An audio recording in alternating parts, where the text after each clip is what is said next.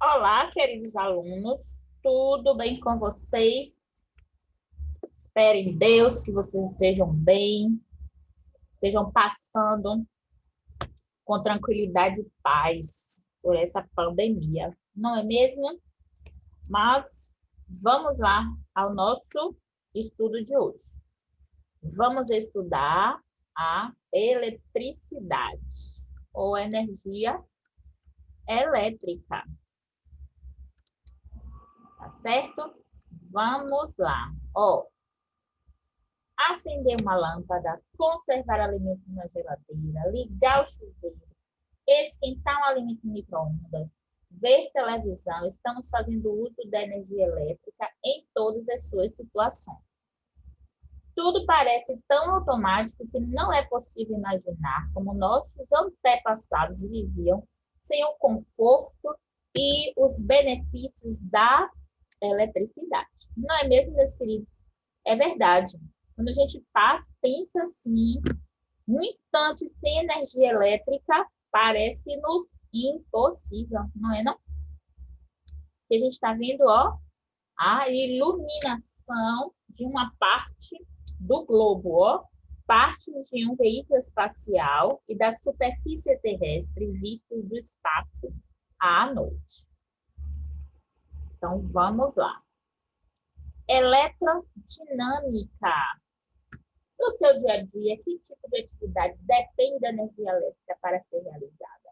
E como seria seu dia sem essa energia elétrica? Então, se a gente for observar ao nosso redor, tudo necessita de energia elétrica, não é mesmo? Você já percebeu a quantidade de equipamentos elétricos que utilizamos, seja em casa, em atividades profissionais? É difícil imaginar o mundo de hoje sem o uso da energia elétrica. Nós estamos em plena pandemia, não é isso do Covid-19? Então, por estarmos no meio dessa pandemia, a maioria das atividades estão sendo feitas em casa, em home office. Nesse momento mesmo, nós estamos o quê? Transmitindo uma aula através de recursos eletrodinâmicos. Estamos utilizando o computador, né? Às vezes amplificador de som, microfone, celulares, televisores, tudo isso necessita de energia elétrica.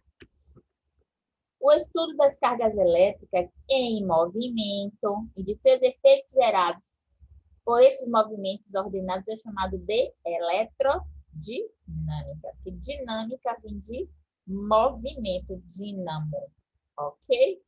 Podemos observar esses efeitos em diversas situações cotidianas, como nos circuitos elétricos, responsáveis pelo funcionamento dos aparelhos elétricos e que também permitem empregar energia elétrica em diversas formas.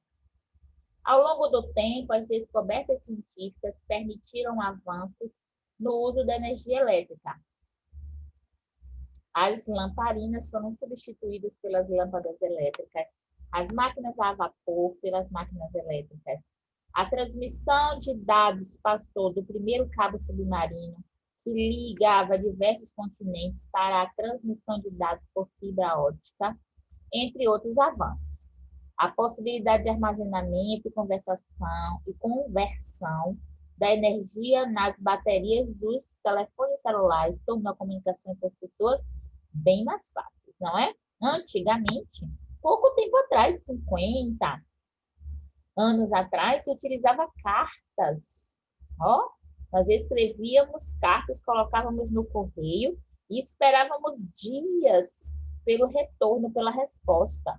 E aí, com o surgimento dos primeiros computadores, a gente pôde começar a passar e-mails. E aí as respostas eram muito mais rápidas. E hoje estão muito mais rápidas com o WhatsApp e com todos os recursos que nós temos, não é não? Outros equipamentos também utilizam baterias carregáveis, como notebooks, controles remotos, aparelhos auditivos e aparelhos de som portáteis. Nas residências, basta apertar um botão para o liquidificador funcionar, ligar o interruptor para a sala ficar iluminada, acionar o controle remoto para assistir a um programa de televisão, Mas o que existe em comum entre essas e muitas outras situações cotidianas? Elas envolvem o movimento de cargas elétricas por um circuito elétrico, requisito indispensável para o uso da energia elétrica. E aqui nós temos a representação de um circuito elétrico. Ó, que interessante, coisa simples de fazer, com equipamentos, né, estruturazinhas também bem simples. Vamos lá. A energia elétrica é distribuída para uma grande parcela da população mundial. E a maior parte das pessoas entra em contato com os efeitos elétricos por meio de alguns aparelhos em suas residências e também em seus automóveis. Em sua forma mais simples, o circuito elétrico representa o caminho fechado e é constituído por um material capaz de transportar cargas elétricas chamado de fio condutor. A fotografia abaixo representa o circuito elétrico constituído de pilha, lâmpada, fios condutores e interruptor. Para fazer a lâmpada acender, é necessário que a energia elétrica fornecida pelo gerador elétrico chegue até ela. Então, nós temos aqui, na verdade, uma miniatura, não é? Do que ocorre em nossas casas, porque a rede elétrica, né, de fios de cobre, recoberto por uma película de plástico, eles são condutores de eletricidade. E a energia elétrica vem das usinas hidroelétricas, que nós já estudamos no conteúdo anterior, né? As usinas hidroelétricas de água, elétricas de eletricidade, que geram, utilizando a força motriz, ou a força motora do movimento da água, né? A quantidade de água que gera as turbinas, que por sua vez transforma a energia mecânica, que é a energia da força da água, em energia elétrica. Vamos lá? Em sua opinião, o que acontecerá com a lâmpada quando o interruptor estiver na configuração 2 e por quê? Aí a gente, na nossa aula presencial, nós vamos discutir isso, tá bom, meus queridos? Um circuito elétrico é constituído de pelo menos 3 componentes.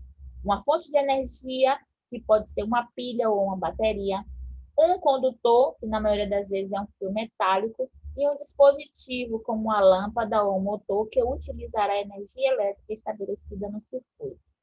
O gerador elétrico, por exemplo, apresentado é a pilha, que fornece energia elétrica ao circuito. A energia elétrica é transportada por um fluxo ordenado de cargas elétricas, estabelecendo nos fios condutores. Neste caso, os portadores de carga elétrica que se movem são os elétrons. Os que são elétrons, toda a matéria é constituída de átomos. E os átomos, a menor partícula da matéria já conhecida. Então, nós temos no núcleo do átomo, o átomo é formado por núcleo e eletrosfera. No núcleo do átomo, nós temos partículas positivas, que são os prótons, e partículas neutras, que são os nêutrons. E na eletrosfera circulam os elétrons, que são as partículas negativas do átomo. Então, aqui, ó, a energia elétrica é transportada por um fio de cargas elétricas estabelecido nos seus condutores. Nesse caso, os portadores de cargas elétricas que se movem são os elétrons. Então, na corrente elétrica, nós temos a corrente contínua e a corrente alternada, certo? Então, aqui tem, ó, a representação de um fluxo de elétrons em um fio condutor conectado a um circuito elétrico simples. Então, temos aqui, ó, o lado positivo da bateria e o lado negativo da bateria. E o fluxo, ó, de elétrons circula continuamente, passa pela bateria, segue, acende a lâmpada e depois volta. Tá certo, meus queridos? E aqui nós temos, ó, o que eu falei, nos fios condutores, ó, constituídos de materiais com capacidade de conduzir cargas elétricas. Essa propriedade é chamada de condutibilidade elétrica. A parte metálica, que pode ser feita de fio de cobre, né? dos fios é feita de materiais com alta condutividade elétrica, ou seja, com alta capacidade de conduzir as cargas elétricas. Esse tipo de material é chamado de material condutor. Existem vários tipos de materiais condutores, como ouro, prata, cobre, mas este último é o mais utilizado em razão do baixo custo. O plástico não é um condutor de eletricidade.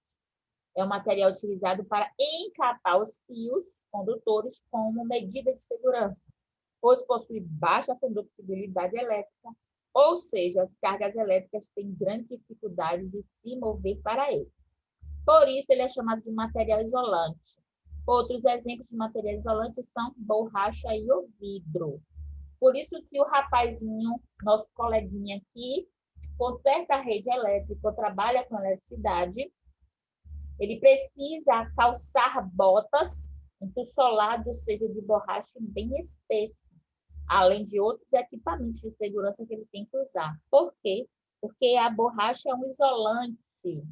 E se ele estiver trabalhando lá com fio e uma corrente passar para o corpo dele, a borracha que está nos calçados vai neutralizar e ele não vai tomar o choque, não vai atrair essa carga elétrica para si.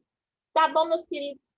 Então, vamos ficar por aqui. Na próxima aula, nós estudamos sobre o que? Circuito elétrico aberto e circuito elétrico fechado. E eu vou pedir que vocês pesquisem sobre um rapaz, um cientista muito bom, ainda pouco conhecido, que se chama Nikola Tesla. Nikola Tesla. Pesquise sobre eles e aí na próxima aula nós vamos discutir um pouquinho quem foi esse homem, qual a importância dele nas questões elétricas. Tá certo, turminha? Ó, fiquem com Deus, tenham um bom dia e até a próxima aula.